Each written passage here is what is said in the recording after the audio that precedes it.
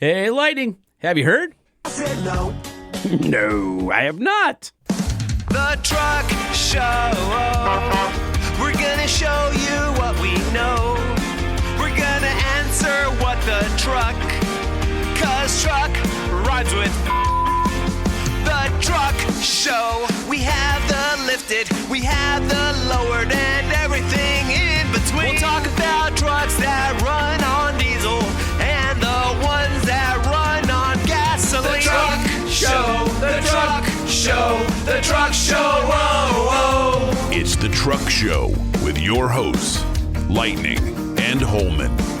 This episode of the Truck Show podcast, Have You Heard?, is proudly presented by Nissan. Nissan has a truck for every need, along with the legendary Nissan durability. Test drive your next truck at a local Nissan dealer today, or point your browser to nissanusa.com, where you can use the build and price tool to configure a Nissan truck that fits your lifestyle. And when you're thinking about adding power or improving fuel economy, Banks has over 65 years of experience. Whether it's cold air intakes or exhaust systems, tuning, throttle control, charge air cooling, lubrication components, and much more, no one offers smarter, safer, 50-state emissions-compliant performance parts than Gale Banks. You'll find the best engineered parts for your truck at bankspower.com. And when you're looking for quality, full synthetic lubrication for your truck, AMSOIL has you covered with motor oil, lubricants and protectants, grease, additives, and more. AMSOIL synthetic lubricants deliver wear protection, engine cleanliness, and fuel efficiency that conventional oils simply can't match. Find out how AMSOIL synthetic lubricants can save you money and time by helping your vehicles run better and last longer than with conventional oils at AMSOIL.com. When it comes to lubrication, AMSOIL is the leader in synthetics. There has never been a better time to buy a retractable bed cover at EGRUSA.com. EGR just kicked off a huge sale. You can get up to 30% off plus a rebate of $250 on all manual roll track bed covers. Let me say that again. You can save up to 30% off the best roll top tonneau cover on the market, the Roll Track. Plus, get an additional $250 rebate. Hit their online store today at EGRUSA.com. Hey, Lightning, have you heard that you're leaving? No. I said no. You can kill all. What? Say that again. What? Say it no, slower. She spoke over it. No. I'm going to wait. Have you heard that you're no longer going to be here? Yes. Yes, I have heard that. All right. Hey, Lightning. Yes? Have you heard? No. All right. Why don't you tell the people the big news if they didn't hear our last episode? This is our last episode of 2024, but if they didn't hear our last episode of... Why would they have not listened to the last episode? Because maybe they only listen to short episodes and not the long ones. And that was pretty long. Maybe they haven't gotten to it yet. That would be weird. Can you just tell the people? This is my last episode. Yep. This is Lightning's last episode with the Truck Show podcast. I will be focusing my attention on Banks and my wife and two boys. Oh, you have a family? They don't know that they have a father or husband because the last 7 years between the company I work for and editing this show, because you and I suck so hard, it takes quite a bit of effort to make it sound tolerable. It's taken a lot of time, so I am going to enjoy life a little more. That's the goal. Back to you. All right. We're going to miss you. If you want to hear more about the onion cutting that's going on in this room, listen to our last episode. We're not going to belabor that. We got news. Hey, Lightning, have you heard? No. Well, then you wouldn't have found out that you might soon be pulled over by a Ford Expedition. Is it Highway Patrol, State Troopers? What? Who's rolling Expeditions? The 2025 Expedition SSV is now available for special services vehicle for police. And so that is Ford's big SUV, and they're going to go toe-to-toe with Tahoe for police business. So get used to those headlights being in your rearview mirror. I know all of the Highway Patrol vehicles, and I can spot them so far behind me. Yeah. This is disturbing. Yeah, you're going to Now I have to learn a new one. You're going to have to learn again. All right. Hey, Lightning, have you heard? Welcome to Barnes and No! No, I have not. Motor One has said that the Colorado ZR2 Bison is the best of the best. Made their list, and I kind of believe that. it's a great truck. Yeah. So, no, that's it. That was it. You I got kinda short believe timer that. syndrome. Yeah, No, you just- I'm saying it's like I know the Colorado ZR2 kicks ass. Perfect. I wish that I could say I had more personal experience with one, but I have, other than seeing them in person, they look really well equipped, interior and exterior. It's the right size if you want to go off roading and around town. It's like they checked all the freaking boxes. Hey, Lighting, have you heard? Nope, Kia says its new truck it is ugly. looks better in person. No way. Did they actually Yeah. say no? Did they really? Because Yeah. that is a butt ugly truck. The Kia exterior design chief of the It looks like a shoe. of the Tasman says, "Well, it takes time to grow on you." No, it's sort of like a fungus. They wanted to create something unique, and it was not an accident. But if you read the commentary, it seems like the tide is changing, and people are like, I don't hate it as much as I did when I first saw it. I hate it more. Do you? It's ridiculous looking. Is it not a shoe? It's just it's gross. It's like a topsider from 1987. It's weird looking. Hey, Lighting, have you heard? No, I don't think so. The Ram 1500 has won Motor Trend's 2025 Truck of the Year. I kind of believe that though. Ram said that their strategy of including three very different trucks to the Motor Trend team illustrates the breadth of the 2025 lineup. That includes the Tradesman, the off-road oriented Warlock, and then of course the RHO, all with the SST straight six turbo of differing power outputs. The standard output is 420, 469, and the high output is 540 horse, 521 pound-feet of torque. And they thought it was a really well-engineered truck, that the standard output straight six is 1.6 seconds quicker to 60 than the old 5.7 V8. That's a lot. 2 seconds is a lot. The high output is 2.2 seconds. And while the RHO is slower than the TRX, but only by 0.7 seconds to 60, it's a much more livable daily driver. What according I'm to them. hearing is that as soon as they do a software update or something happens to the RHO, it's going to be the TRX, which is going to suck. I would think that yeah, but you could do that to the TRX to get more power too. No, I know. If I go to E85 and I do a pulley and a tune, yeah, I follow this obsessively. There are guys making over 900 horsepower in that engine without internal mods. That's crazy. From 702 to just shy of 900 without doing pistons, cranks, etc. Like, that's nuts. One of the comments from Motor Trend was, as a commuter or long-haul tripper, it's hard to beat a Ram 1500, that all the cabins sounded quieter than any other competitor. Outward visibility is exceptional. Power pedal adjustment, A-pillar grab handles cater to people of different sizes. And one of the riders wrote that it just pours itself down the road, and that the Jeep Grand Wagoneer with independent rear suspension, as opposed to the solid on this, isn't as good as far as drive goes. So now, did they consider, amazing. Like you and I have had that the Ram out? It was the Ram, correct, where it had the active noise cancellation, and it was disturbingly quiet. Like, this it is feels like quieter than it that. feels like. Well, that's got to be weird because it felt like an isobaric chamber. Yeah, well, this is quiet. Where you can hear your own heartbeat. It was so Well, I don't know about eerie. It was weird. That is like an unfair advantage. Hey, Lighting, have you heard? No, no, no, no, no, no, no, no, no, no. No, I don't think so. So Tim Kaniskis is in the driver's seat at Ram now, and I've heard that. basically one of the first things he did was say, we are pushing the all-electric Ram back to 2026, and we're pushing the Ram Charger forward. So the extended range EV, the EREV, will be a 2025 Ram Charger.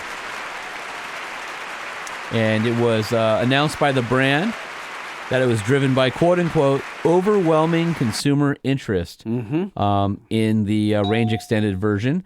And that just people aren't as interested in the battery electric, which I think makes sense. We've talked about it on the show for a long time.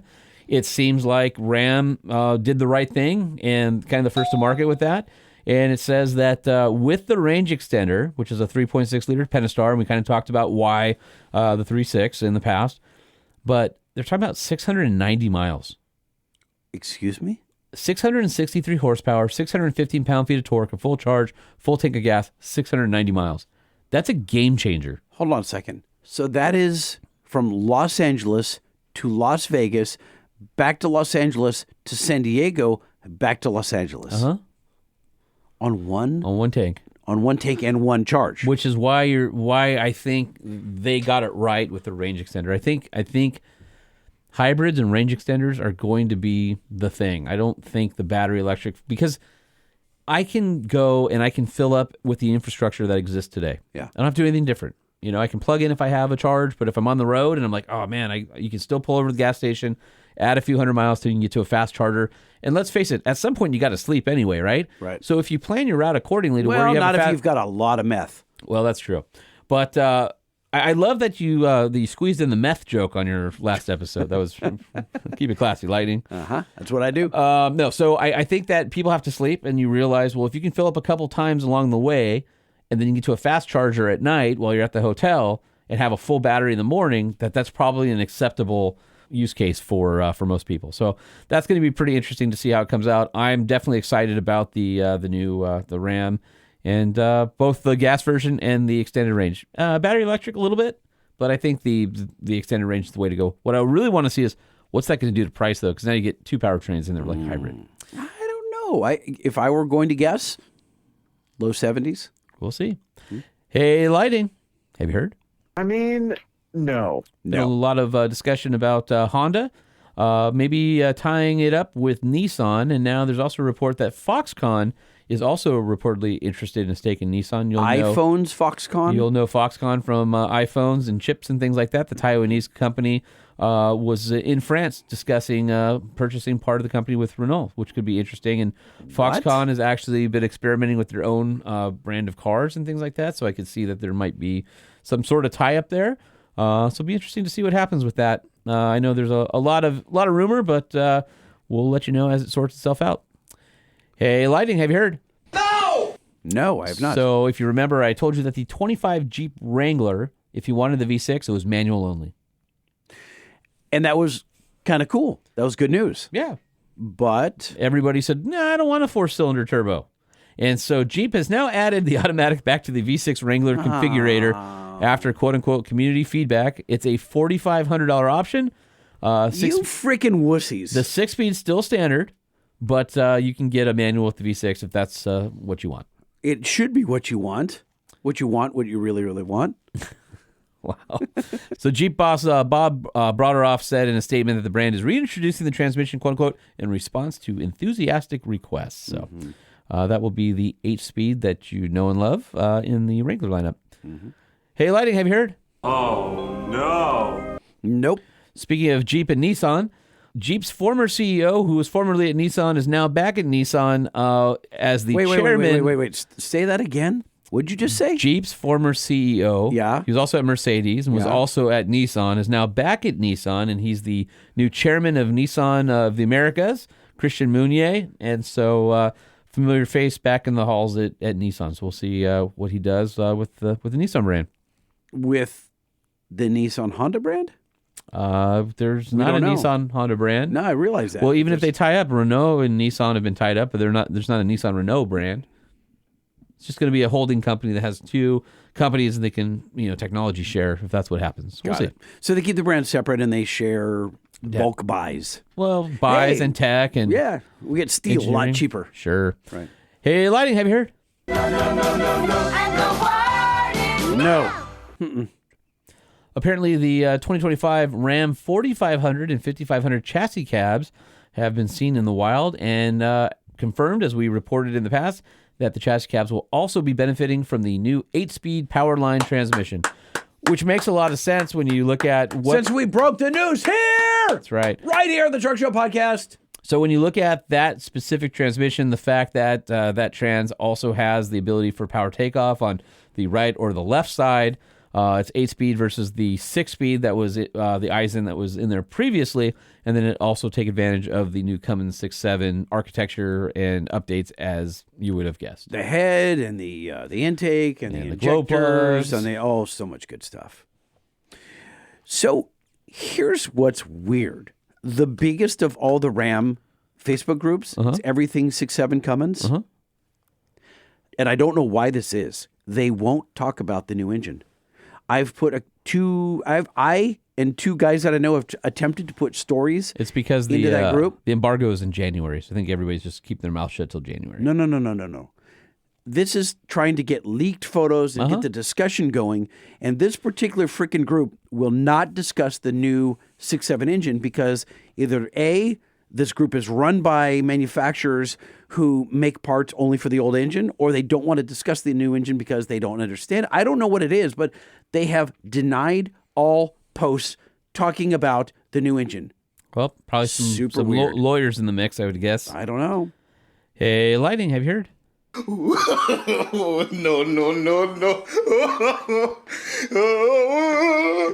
So here's something that's interesting. The Jeep Wagoneer Grand Wagoneer 4xe will be arriving in 2026. And you might think to yourself, well, what hybrid powertrain will they have? We know that the Hurricane was designed with hybrid in mind. You would think it would be a Hurricane Straight 6 with a hybrid attachment, no different than the 4-cylinder Hurricane in the Jeep Wrangler and Grand Cherokee 4xEs. But no, it sounds like it's going to share the same range-extending powertrain with the Ram 1500. So it's going to be a Jeep that's wagon. better. That's better. That's interesting, right? Yeah. So more to come on that, but it sounds like that will be arriving in 26 model year. So I would say end of next year. Okay. So if you need an SUV version of that nice Ram, Jeep might be the place to go. I feel like the biggest changes are coming in 26, 27 that have happened in over a decade. I have good knowledge that there's some big changes to GM and Ram happening in 27. In regards to the heavy duties and the diesels. Yeah. That's all I'm saying is like big changes are coming, and I'm excited about it.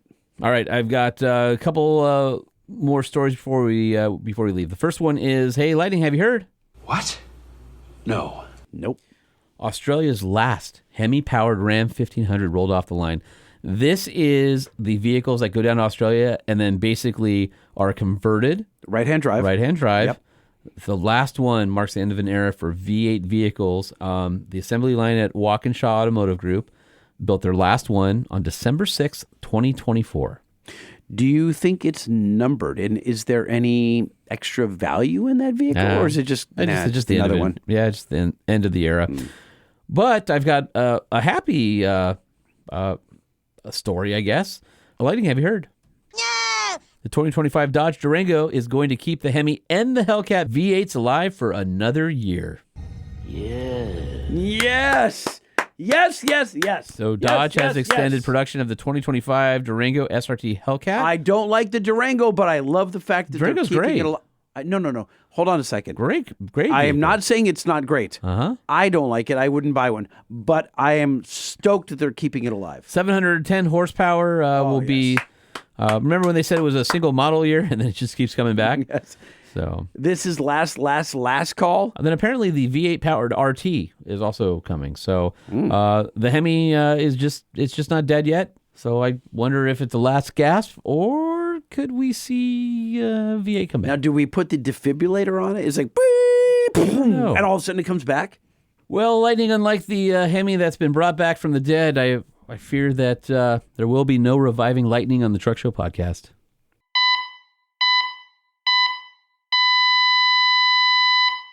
Is that your final answer? Jesus, that is super depressing, but it's true.